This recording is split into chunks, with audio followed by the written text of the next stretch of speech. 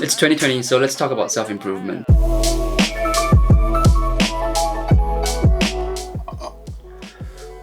There are certain bad habits that come from a lifetime of drawing as artists, and we've been doing it so much that it's sort of become ingrained in our subconscious, and the more we do it, the more ingrained it becomes.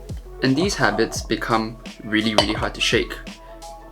I'm not talking about vague habits like, oh, you're being too complacent, or you're not learning enough. I'm talking about tangible things.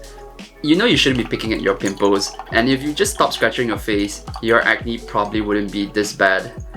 Real stuff. Things that if you just stop doing would make an immediate improvement. So let's talk about these habits. Okay, so the first bad habit is not using reference.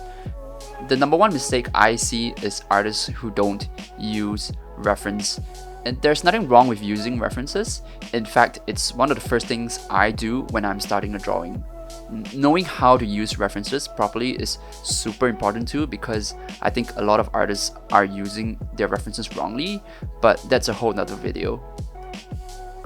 Number two is thumbnailing. I think it's unrealistic to expect a perfect drawing on their first go, so thumbnailing is an extremely underrated part of the process.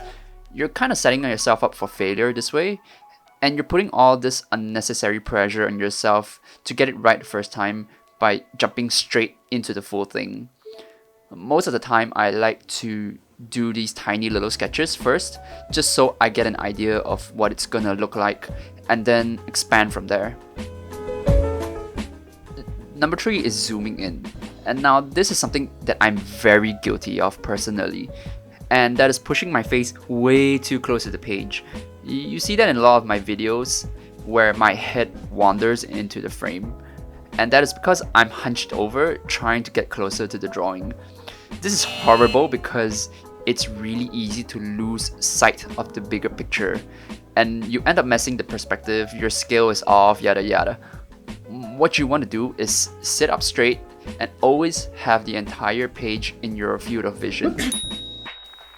This applies to digital art as well. You don't want to always be zoomed in. Instead, you want to have the entire canvas visible so you don't lose track of the big picture. And that's it really. 3 things you can do immediately to become a better artist. Easier said than done, I know, but I promise you it's worth it. Happy New Year.